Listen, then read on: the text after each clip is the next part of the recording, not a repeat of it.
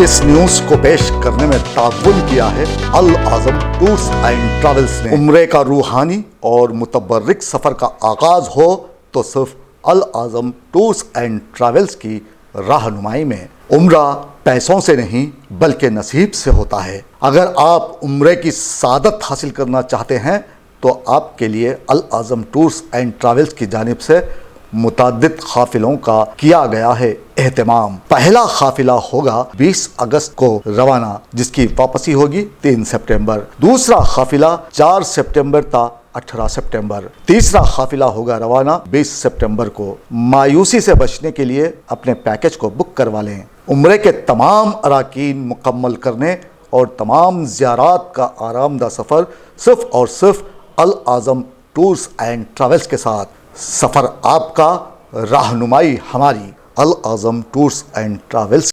आदाब दोस्तों, मैं हूं यम्मे वाजिद, आप देख रहे हैं पैगाम टीवी। आज की बात में आज हम बात करेंगे वज़ीर आज़म नरेंद्र मोदी की। ऐसा इसलिए है क्योंकि वज़ीर आज़म नरेंद्र मोदी तो अब देश की अवाम से बात नहीं करते, कोई प्रेस मीट मुनक़्क़द नहीं की जाती। ऐसे में मणिपुर में हुए फसादात पर पार्लियामेंट में उन्होंने जो कुछ कहा वो आप सभी ने देखा है। वहीं अगर हम हरियाणा की बात करेंगे तो नूह में पेश आए फसादात में मुसलमानों का अरसे हयात तंग कर दिया गया, उन्हें शदीद मुश्किलों से गुजारा गया, उनका क़त्ल किया गया, बरसर-ए-आम ख़वातीन की इस्मत दरी की गई, उनकी दुकानों को और मकानों को मिसमार कर दिया गया, उनके रोज़गार को तबाह व बर्बाद करते हुए उन्हें नूह से भाग जाने पर मजबूर किया गया। पंचायतों में फ़ैसला लिया गया कि मुसलमानों का बैकाट कर दिया जाए। खुदा करके अब हरियाणा हुकूमत ने शोकाज़ नोटिस जारी करते हुए पंचायतों से जवाब तलब किया गया है कि ऐसा क्यों किया गया। अब आसाम की अगर हम बात करेंगे तो मोदी हुकूमत में हुजूमी तशद्दुद थमने का नाम नहीं ले रहा। आसाम में पेश आए एक वाक़ये में अब्दुल हफीज़ नामी 40 साला शख्स को जानवरों की चोरी के इल्ज़ाम में एक दरिंदा सिफत हुजूम ने उन्हें मार कर पीट कर उनका क़त्ल कर डाला। अब इन सारे वाक़यात को देखने के बाद ऐसा महसूस होता है कि मुसलमान अब इस देश में महफूज नहीं रहे। आखिर ये मामला है क्या, ये जानने के लिए देखिए हमारे नुमाइंदे मोहम्मद फ़ारूक की ये रिपोर्ट। हिंदुस्तान में कभी कभी ऐसे वाक़यात रोनुमा हो जाते हैं जिसकी वजह से सारे देश की अवाम का सर शर्म से झुक जाता है। आपने देखा होगा कि यहाँ स्क्रिप्टेड वीडियोज़ यानी खालिस तफरी के लिए बनाए गए वीडियोज़ को सच्चे वाक़यात के तौर पर सोशल मीडिया पर तेज़ी से शेयर कर दिया जाता है। अक्सर वीडियोज़ के साथ झूठे और मनगढ़ंत दावे भी पोस्ट किए जाते हैं जो माशरे में मजहबी मुनाफरत और बदगुमानी को हवा देते हैं। मई 2014 में वज़ीर आज़म नरेंद्र मोदी की हिंदू कौम परस्त जमात बीजेपी के इक़्तिदार में आने के बाद से हिंदुस्तान में मजहबी कम्युनिटीज़ ख़ास तौर पर हिंदुओं और मुसलमानों के दरमियान कशीदगी और नफ़रत में वाज़े इजाफ़ा देखा गया है। ख़ुद से घड़े गए झूठे बयानिए ख़ास तौर पर ख़वातीन के हवाले से अखलाक़ी पॉलिसिंग की हौसला अफजाई करते हैं। इस नौइयत की वीडियोज़ बनाने और उन्हें पोस्ट करने का रुझान हिंदी, तमिल, गुजराती, मलयालम, मराठी और तेलुगु समेत मुतअद्दिद इंडियन ज़बानों तक पहुँच चुका है और बाज़ औक़ात मुक़ामी मीडिया के इदारे ऐसी वीडियोज़ को ख़बर भी समझ बैठते हैं और उनकी मज़ीद तशहीर का बाइस बनते हैं। गुज़िश्ता चंद बरसों के दौरान इस नौइयत की वीडियोज़ के हवाले से बहुत सी रियासतों में हुक्काम को इंतबाह जारी करना पड़ा है, जबकि हुजूम की जानिब से कई अफराद को सिर्फ़ इसलिए भी निशाना बनाया गया क्योंकि उनके ख़्याल में ये कोई मुश्तबा अशख़ास या फिर बड़े जानवर के चोरी में मुलविस पाए गए थे। ताज़ा तरीन वाक़या ये है कि आसाम के गुवाहाटी में अब भी हुजूमी तशद्दुद का सिलसिला जारी है। लोकसभा में मॉब लिंचिंग पर हुकूमत ने बिल के ज़रिए सख्त सज़ा की तजवीज़ पेश की थी, लेकिन ज़ाफ़रानी दहशतगर्दों को अब सज़ा के तस्वुर से खौफ नहीं आता। आसाम में उन्होंने हफीज़ुर रहमान नामी 40 साला शख्स पर हमला कर दिया और उसे इस कदर बेदर्दी और बेरहमी से मारा गया कि वो ज़ख्मों से जांबर ना हो सका। पुलिस ने हालांकि दावा किया है कि इस मामले में चंद अफराद को हिरासत में लिया गया है, लेकिन एक शख्स को जानवर की चोरी के इल्ज़ाम में भीड़ इकट्ठा करके निहत्थे शख्स पर हमला करके उसका कत्ल कर देना ये साबित करता है कि अब देश में क़ानून नाम की कोई चीज़ बाकी नहीं रही। तशद्दुद, हंगामा आराई, क़त्ल गारतगिरी और लूटमार बीजेपी हुक्मरान और कारकुनों के सियासत की एक बड़ी हकीकत है। इंतखाबी मौसम हो तो फिर सियासी माहौल में दहशत का नंगा नाच उरूज पर होता है और सियासतगिरी तशद्दुद व महाज़ाराई में इस तरह तब्दील हो जाती है कि इंसानी जानों की भी परवाह नहीं की जाती। आम अफराद जिन्हें सियासत से कोई ख़ास लगाव नहीं होता वो भी बीजेपी के पालतू कुत्ते बन जाते हैं। सियासी वफादारी का सबूत देते हुए मरने मारने के लिए तैयार हो जाते हैं। मणिपुर गुज़िश्ता कई माह से जल रहा है, ठीक उसी तरह जिस तरह 2002 में गुजरात कई माह तक जलता रहा, जिसकी तपिश देश की अवाम आज भी अपने दिलों में महसूस करती है। उस वक्त भी मरकज़ और गुजरात में बीजेपी की हुकूमत थी। गुजरात में फ़ौज को बुलाकर काम करने नहीं दिया गया, उन्हें आराम की तरगीब दी गई और मणिपुर में फ़ौज को हसास इलाक़ों से दूर, बहुत दूर रखा गया। अब इन दोनों फसादात में फ़र्क सिर्फ इतना है कि गुजरात में मुस्लिम अक़लियत निशाने पर थे और मणिपुर में ईसाई अक़लियत निशाने पर है।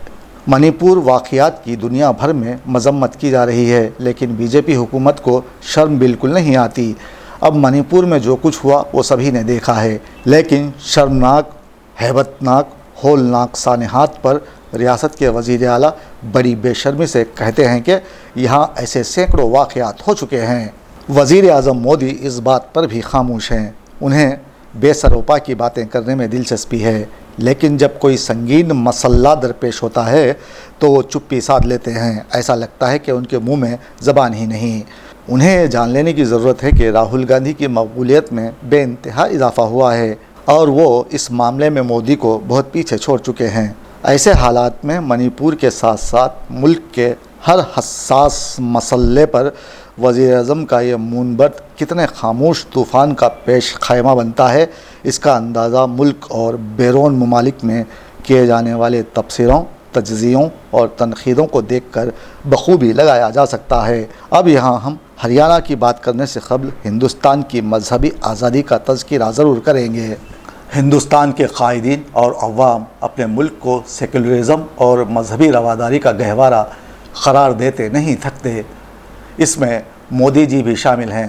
ताहम दुनिया में हिंदुस्तान की शनाख्त अब भी मजहबी मुनाफरत और फ़िरक़ा परस्त मुल्क के तौर पर की जाने लगी है, जहाँ अक़लियतों को मुकम्मल तौर पर आज़ादी हासिल नहीं है। अक़वाम मुत्तहिदा की ख़ुसूसी नुमाइंदा आसिमा जहांगीर की तरफ से हिंदुस्तान में मजहबी आज़ादी की सूरत हाल के बारे में तैयार करदा रिपोर्ट से हिंदुस्तान का असल चेहरा दुनिया के सामने आ गया है। रिपोर्ट में कहा गया है कि हिंदुस्तान में एक तरफ अक़लियतों के मजहबी हुकूक़ के तहफ़्फ़ुज़ के लिए कोई ठोस क़ानूनी निज़ाम मौजूद नहीं, तो दूसरी तरफ क़ानून नाफिज करने वाले इदारे मज़हब के नाम पर अक़लियतों के हुकूक़ की पामाली करने वाले हिंदू इंतहा पसंद रहनुमाओं और दीगर ग्रुपों के ख़िलाफ़ किसी किस्म की कार्रवाई से गुरेज करते हैं। हिंदू इंतहा पसंदों के मजहबी अदम बर्दाश्त और अक़लियतों के साथ तासुब बरतने पर मबनी रवैये ने मुसलमान, ईसाई और दीगर अक़लियतों को मुसलसल खौफ में मुब्तला कर रखा है। हिंदुस्तान में हिंदू ब्राह्मणों का अक़लियतों खुसूसन मुसलमानों के साथ नारवा सलूक और जुल्म व सितम में रोज़ बरोज़ इजाफ़ा हो रहा है, जिससे साबित होता है कि हिंदुस्तान के सेकुलरिज़म की तशरीह का दारो मदार अब हिंदुओं की मनशा पर है, यानी जो चाहेंगे वो होगा। मोदी जी ने अपने 9 साला दौरे हुकूमत में ये कर दिखाया है। इनके बड़े कारनामों का जिक्र किया जाए तो सबसे पहले 2002 के फसादात, नफ़रत को आम करना, अक़लियतों की तबाही और हर वक्त अहमकों की तरह बेतुकी हाँकना। 9 सालों में देश के नौजवानों को बेरोज़गार करना, गरीब अफराद के चूल्हे ठंडे करते हुए महंगाई में इजाफ़ा कर देना, ये वो मोदी जी के कारनामे हैं जिसे दुनिया हमेशा याद रखेगी। लेकिन अगर हम मुसलमानों की 1400 साला ज़िंदगी को जब तारीख़ के औराक़ में देखेंगे तो मालूम होगा कि हम इज़्ज़त व अज़मत, शान व शौकत, दबदबा, वहशत के तन्हा मालिक और इजारादार थे। लेकिन जब इन औराक़ से नज़र हटाकर मौजूदा हालात का मुशाहिदा किया जाए तो हमें लगेगा कि हम इंतहाई ज़िल्लत व ख़ारी, बेईमानी, बेहयाई کرنے جیسے برے عناصر میں مبتلا نظر آتے ہیں۔ نہ زور قوت، نہ زور دولت، نہ شان و شوکت ہے، نہ باہمی اخوت و الفت، نہ اخلاق اچھے، نہ عادات اچھی، نہ اعمال اچھے، نہ کردار اچھے۔ ہر برائی میں موجود اور ہر اچھائی سے کوسوں دور اغیار اور دشمن ہماری اس زبوں حالی پر بہت خوش ہیں اور برملا ہماری کمزوری کو اچھالا جا رہا ہے، بلکہ خود ہمارے جگر گوشے نئی تہذیب کے دل دادا نوجوان اسلام کے مقدس اصولوں کا مذاق اڑاتے ہیں۔ عقل حیران ہے کہ جس قوم نے دنیا کو سیراب کیا وہ آج کیوں تشنا ہے، جس قوم نے دنیا کو تہذیب و تمدن کا سبق پڑھایا آج کیوں غیر مہذب بن گئی ہے۔ ہمیں اصل مرض کو پکڑنا ہے، ایسا نہ ہو کہ مرض بڑھتا گیا جوں جوں دوا کی۔ اب یہاں کہنا یہ بھی ہے کہ مودی جی نے ہندو اور مسلمانوں میں نفرت کو اس طرح پروان چڑھایا ہے کہ یہ کم ہونے کا نام نہیں لے رہی۔ موجودہ حالات کا جائزہ لیا جائے تو ہم یہ بات وثوق سے کہہ سکتے ہیں کہ اب ہندوستان اقلیتوں کے لیے محفوظ ملک نہیں رہا۔ ہریانہ کے نوح اور گروگرام میں جو کچھ ہوا وہ انسانیت کو شرمسار کر دینے کے مترادف ہے۔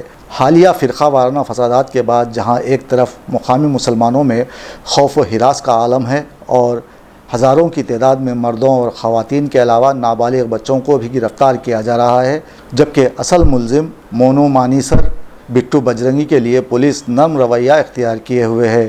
اگر ہم نوح کے فسادات کا تذکرہ کریں گے تو ہمیں لگے گا کہ برسوں قبل چھرا گھونپنے کی اکا دکا واردات بڑے شہروں میں ہو جایا کرتی تھی، لیکن اب باقاعدہ دونوں فرقوں میں لڑائی کی خبریں آنے لگیں، جن میں ہندو مذہب کے ماننے والے تلواروں کے ساتھ جلوس نکالنے لگے ہیں اور پھر مسلمانوں کے خلاف بیان بازی کرتے ہوئے ان کی دل آزاری کی جانے لگی ہے۔ یہ سب پولیس کی آنکھوں کے سامنے ہو رہا ہے اور ہریانہ میں بھی یہی کچھ ہوا۔ ہندوؤں کے محلے میں جو مسلمان رہتے تھے بھاگنے لگے، اسی طرح ہندو جو مسلمانوں کے محلے میں تھے اپنا گھر بار چھوڑ کر محفوظ مقاموں کا رخ کرنے لگے، مگر یہ انتظام سب کے نزدیک عارضی ہے، اس وقت تک کے لیے جب فضا فسادات کے تقدر سے پاک نہ ہو جائے۔ لیکن آج بھی یہاں تناؤ برقرار ہے۔ نوح میں کچھ بھی ٹھیک نہیں ہے، دکانیں بند ہیں، محلے ویران اور قبرستانوں کا منظر پیش کر رہے ہیں، سڑکیں دور تک خالی نظر آ جاتی ہیں، شہر سارا ایک پر اسرار خاموشی میں لپٹا ہوا ہے اور ٹوٹی ہوئی یا پھر منہدم کردہ عمارتوں کے درمیان جو دکھائی دیتے ہیں نہایت سہمے ہوئے، ڈرے ہوئے، کسی نئی مصیبت کے اندیشوں کو ذہن میں بسائے جی رہے ہیں۔ خواتین نے ہمارے نمائندے سے بات کرتے ہوئے بتایا کہ پولیس ایک طرفہ کارروائی کر رہی ہے اور صرف مسلم خواتین اور چھوٹے بچوں کو بے وجہ گرفتار کرتے ہوئے انہیں گھسیٹتے ہوئے لے جایا جا رہا ہے۔ پولیس ہماری بات سننے کے موقف میں بالکل نہیں ہے۔ اب یہاں تشدد کو کسی بھی شکل میں جائز نہیں قرار دیا جا سکتا، لیکن مقامی پولیس نوح میں مسلمانوں کو گرفتار کر رہی ہے۔ غیر مسلم فسادیوں نے گڑگاؤں اور سوہنا میں مسلمانوں کے گھر اور ان کی گاڑیاں جلائیں، ساتھ ہی امام صاحب کا قتل کر دیا گیا، لوگوں کو گھروں سے بھاگ جانے پر مجبور کر دیا گیا۔ ان سب کے پیچھے مونو مانیسر اور بٹو بجرنگی کا ہاتھ ہے، جس کے لیے سینکڑوں افراد کام کرتے ہیں۔ اس فساد کو ہوا دینے کا سہرا انہی پر جاتا ہے۔ پولیس قاتلوں کو گرفتار کرنے سے گھبرا رہی ہے۔ اب تک یہاں 360 سے زیادہ مسلمانوں کو گرفتار کیا گیا ہے، جبکہ 235 سے زیادہ کچے اور پکے مکانات کے علاوہ دکانیں منہدم کی جا چکی ہیں۔ تو ایسے میں پنچایتوں کا اہتمام کرتے ہوئے ریاست ہریانہ کے مختلف علاقے جات میں مسلمانوں کا بائیکاٹ کرنے کا اعلان کیا گیا تھا۔ نوح میں ان کے داخلے پر پابندی عائد کر دی گئی تھی۔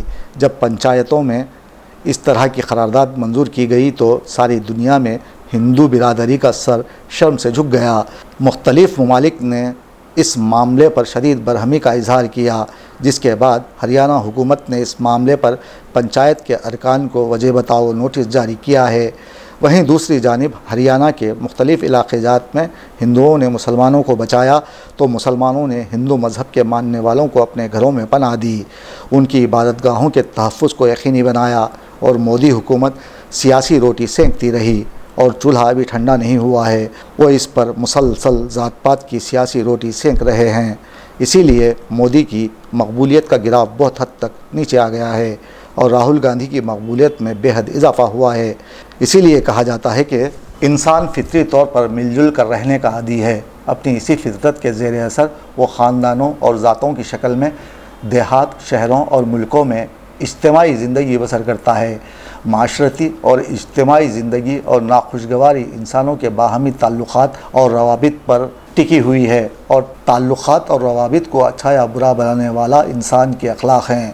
حسن اخلاق انسان کی عادات و اطوار اور کردار کا ایک ایسا خوشگوار اور جگمگاتا روشن پہلو ہے جس سے پیار، محبت، صلح اور دوستی کی روشنی پھوٹتی ہے۔ یہ ایک ایسا افضل فعل اور ایسی نیکی ہے جو خوش اخلاق لوگوں کے لیے کسی نعمت سے کم نہیں۔ اب یہاں کہنے والی بات یہ ہے کہ ہندو فرقہ پرست طاقتیں پہلے ہندو مہاسبھا، آریہ سماج اور RSS میں منقسم تھیں۔ جب RSS کا سیاسی بازو جن سنگھ سامنے آیا تو سبھی ایک مرکز پر جمع ہو گئے۔ ویسے اس کو بہت بعد میں سنگھ پریوار کا نام دیا گیا۔ مخالف مسلم فسادات میں سنگھ پریوار نے بھی ایک نئی تاریخ رقم کی۔ پہلے یہ ہوتا تھا کہ مسلم کچھ فسادات کے بعد کانگریسی سنگھ پریوار کو مورد الزام ٹھہراتے تو سنگھ پریوار کانگریس پر الزامات تھوپتے رہتے تھے۔ اس طرح الزام تراشیوں سے کسی کا کچھ نہ بگڑتا۔ اگر بہت کچھ بگڑتا تو مسلمانوں کا۔ مسلمان کسی پر الزام تک نہیں لگا سکتے تھے۔ اب تو مرکز میں BJP حکومت برسر اقتدار ہے۔ فسادات کی وجوہات اور اسباب معلوم کرنے اور ذمہ داری کا تعین کرنے کے لیے BJP کو اپنے رویے میں تبدیلی لانے کی ضرورت ہے، ورنہ اقلیتی طبقہ یہ شعر کہنے پر مجبور ہوگا کہ میں کس کے ہاتھ پہ اپنا لہو تلاش کروں، میں کس کے ہاتھ پہ اپنا لہو تلاش کروں، سارے شہر نے پہنے ہوئے ہیں دستانے۔ SA duct works, HVAC duct, commercial kitchen hoods and duct, fresh air duct, ventilation duct, all types of sheet metal works available, commercial kitchen hoods ducts and blower cleaning services. AMC also available. For best services, please contact on phone number 89783 37517, 89783 37517. Don't forget SA Ductworks.